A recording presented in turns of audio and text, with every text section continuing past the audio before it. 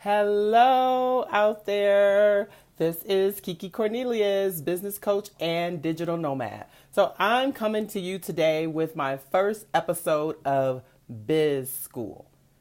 I'm going to be coming back to you every week at 11 a.m. Whatever time zone I'm in. This is going to be 11 a.m. Right now I'm in Mountain Standard Time. I'm in the mountains, so I'm on mountain time, but 11 a.m. I'm going to keep that in my mind. But we're going to be talking like behind the scenes about what's going on in business, what's going on in the coaching and the entrepreneur communities, things that you need to know. And let me tell you why I've decided to come to you with this series. It's really for women who are starting businesses, women who may have been in business for a while and you're not seeing the results that you want to see in your business and you're trying to figure out how to take it to that next level, or you really just you have been seeing results and you really just want to up level a bit. So I'm going to be taking you behind the scenes in the coaching community, really. And here's why. I've been seeing a lot more posts than I'm comfortable with where women are talking about they're getting bad coaching and that the experiences that they are having with other coaches in my community aren't favorable. And that really hurts my feelings, burns my buns. And it prompted me to do so. It prompted me some of us have to do things differently. There are a lot of coaches. Let me tell you, there are a lot of coaches out here that are doing good things. They have your vision at heart. They know how to help you achieve your goals. They have been where you want to go. And we are on fire to help you achieve those goals and make that vision your reality. On the other hand, there are coaches who really don't care. They just want your money and to say that they're coaching you, and it just sucks. Really bad. So I'm going to come here every week and I'm going to talk about just things that come up. Some of them may be topics that you wanted me to discuss because you can submit topics to me in the comments or inbox me. I'll be talking about the things that are important to you and the things that I've seen that are let's get this out of the way. Another reason I'm doing this is because it's a challenge, because I was on a call a couple months ago and we were talking about how do we let business owners know what they need, how to choose better, give you more confidence, and show you how some of us are doing it behind the scenes. And my answer was purely education, because sometimes we don't know as business owners what we don't know. So I want to be a conduit for that. I don't want to hold anything back. So I'm telling you, if there is anything that you can think of that you would like me to dive deeper into that's been happening in the entrepreneur space, questions you may have, just let me know. I'm open to suggestions on topics to talk about on this show. So today's topic I have a simple question. Are you a wallflower or are you the life of the party? And I'll give you some background on that. So the first time I thought about this question, I thought a wallflower, but that was because in my family or in my community growing up, kids were to be seen and not heard. Seen and not heard. Like a wallflower, right? So I took on this persona that it felt better, I guess, or just to be more in the background, not making any fuss, not sharing any alternative opinions, only because sometimes I just wanted to be the girl that was liked in the room, honestly. And sometimes because I didn't care about the opinions that were being expressed, and I didn't care enough to even tell you that I had a different opinion. But this is the thing that I've learned over the years, is that I would much rather be the life of the party. And not the life of the party where I'm obnoxious and, nobody really wants to be around me, but the life of the party in the sense that I have an opinion. I want to be seen and heard. I didn't feel right when I thought about the energy of being a wallflower or a life of the party, the wallflower energy felt like I was hiding. That was the next question that came up to me. If you want to be a wallflower, why are you hiding?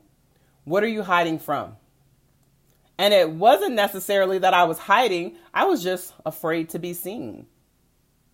But that stops. Like here, with this episode today, it stops. So I ask you, when you think about being a wallflower, why do you think about being a wallflower? Is it because you're an introvert like I am with extrovert tendencies? Or I'm a situational extrovert where I know how to come alive and be myself in a party or in a networking event or in a space where there are other people that I don't know. But it came with learning how to be confident in who I am. Because let's step back a little into some of that bad coaching that we can sometimes get, because I've had it in my lifetime. I've had it as a business owner. I've had some coaching that may have really sucked. And because it sucked because it wasn't personalized to me. It was more of a cookie cutter coaching approach where you have someone who is an expert in whatever they are.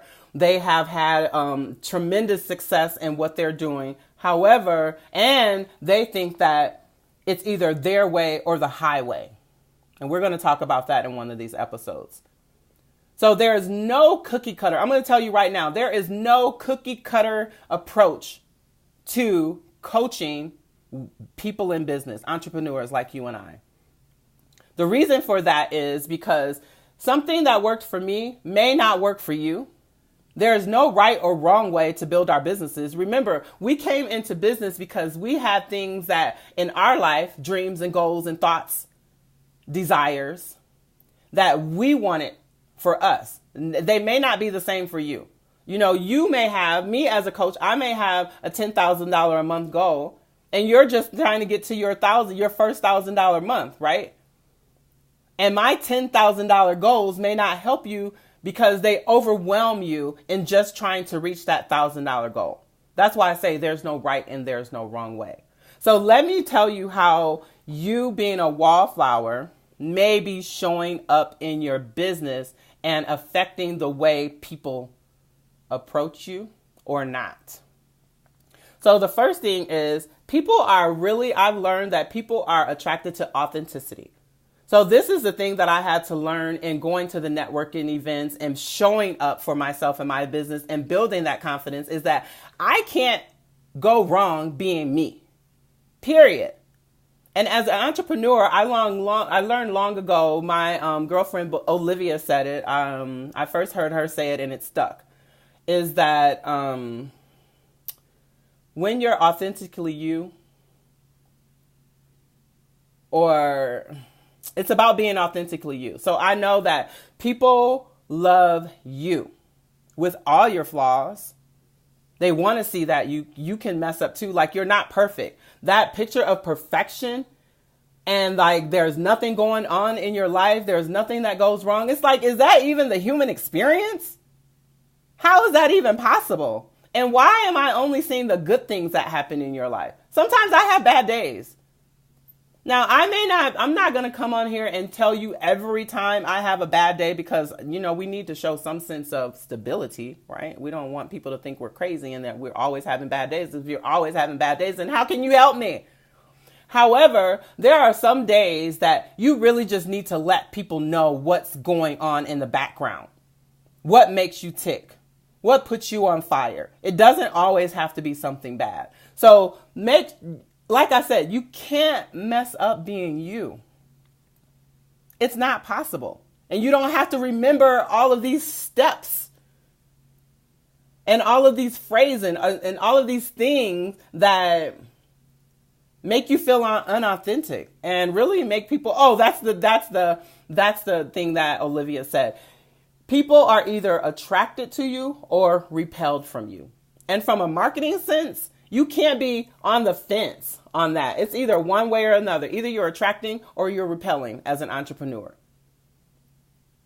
And you want to know why that's important? Because you only want to attract the people to you who you can help, who see your vision, who support your goals, who will inspire you, who will motivate you. Because the ones that you repel, let me tell you what they would normally do. If you continue to keep them in your circle, or you're so concerned about what they think and how they feel, they bring you down. They talk negative about your goals and your dreams. They don't even understand you. That's why it's important to, who cares if you don't like me? The ones who like and love me are the ones who I want to be around. I want to be in a group of people where I am celebrated and not tolerated. So the first thing about this is when you're thinking about being a wallflower or the life of the party, you want to know that the people you are attracting are attracted to the authenticity that you are giving out into the space. That they are attracted to the real you. That way, the next time they come in contact with you, they're like, now she's not the person. He's not the person that I met before. Who are they? I cannot mess up being KeeKee. No matter how I try. I am who I am, no matter where I am. That was the best thing, the best transition I ever made in business, was just being me. The second way this may come up is that we just talked about this. You may actually be repelling clients because you're not showing up in your full self, in all of your glory, in your magnificence. You're repelling people who you may have been able to help, because when they meet you, you're not the same person that they may have saw online. You're not the same person that they connected with in your emails. Because you haven't, when they come in contact with you in a real space, it's like, again, who are you?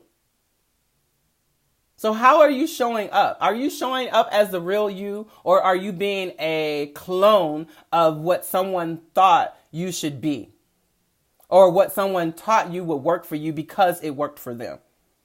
Like I said, I'm going to say there is no cookie cutter way to do this and to be in business. It has to be individualized in the coaching industry. If you are a coach and you coach all of your clients the same, shame on you. If you believe that the only way to do this in entrepreneurship is your way, shame on you. Because you started your business the same way the rest of us started our business, in a wanting and a desire to be who you be.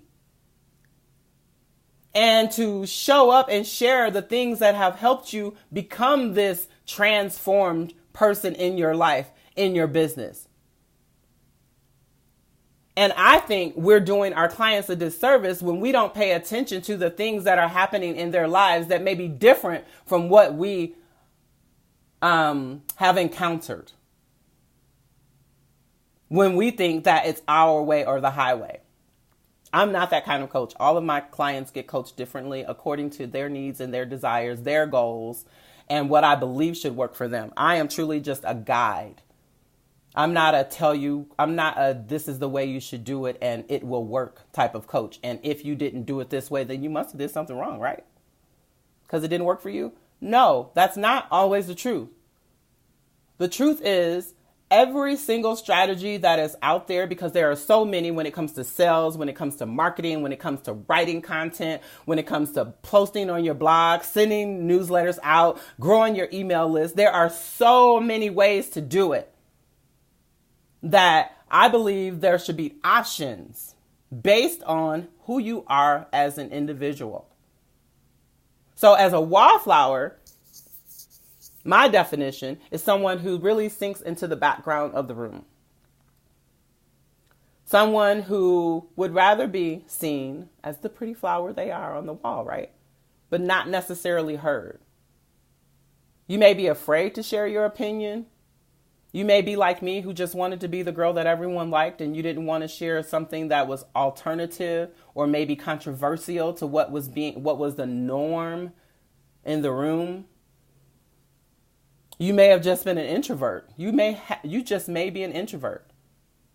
And what that is that people being around a lot of people like makes you uncomfortable.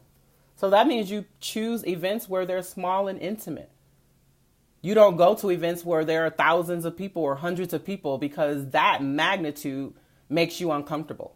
So you have to figure out what spaces where you could be the life of the party that's not obnoxious. So when I talk about the life of the party, I'm talking about someone who is memorable, someone who you will want to spend time with and connect with once that event or once that space that you met in has passed. Someone you want to stay connected with because they made a lasting impression on you. So that's what I mean when I talk about, are you a wallflower or are you the life of the party? And really, you can decide, you can go between them. Sometimes there's a time when being a wallflower is good. Like sometimes I'm a wallflower on social media. You can't tell that I'm a wallflower, but I'm watching. There are a lot of people who just watch. They're wallflowers on social media. You'll never know what they never like anything. They never comment on any of your posts, but they're watching and they're waiting. And then sometimes, hey, I go and I'm the life of the party. It's like, hey, I have an opinion. I want you to know how I feel about this. And that's when I like to attract people who have that same opinion. Some people you're attracted because you have a different opinion. I don't know when we started being a society where either it's your way or the highway. I'm okay. I have friends and close associates, business partners, business coaches who we may not have the same opinion. However, we can still get along. That is important. That's what I want you to think about when you think about building your relationships, whether I'm being a wallflower. Why am I hiding? I mean, if you really know that you are hiding, if that's what comes up for you, why are you hiding? And you can resolve that. Share your story. Talk about the things that scare you.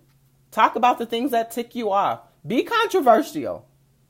For me, it was more about being more public about what's going on in the background. Being more public about something really ticked me off. Being more public about, this is who I be. Love me or hate me, but this is me. So I want you to tune in.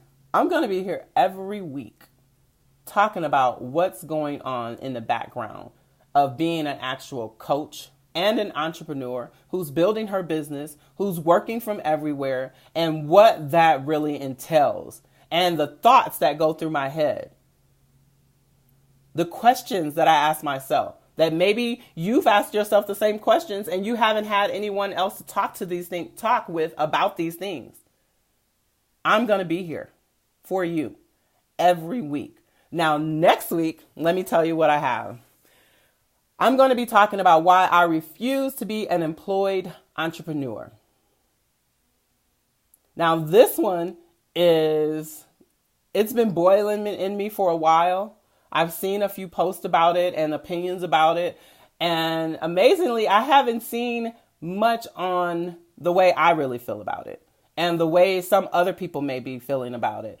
And I want to bring it to the forefront. I really want to talk about it. So this is KeeKee Cornelious signing out saying, hey, you can be whichever you want, a wallflower or the life of the party.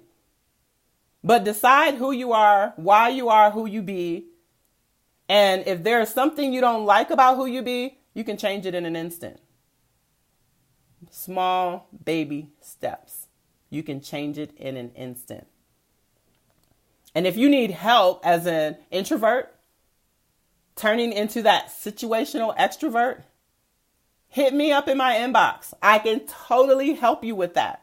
And I say that because I was the girl who was so introverted and so anxious. I had anxiety attacks in networking meetings. They didn't know that I was having an anxiety attack, but I would sweat my tail off, hot flashes every time I was in a group of people where I didn't know anyone, or that I was going to have to introduce myself and they were going to have to learn about me.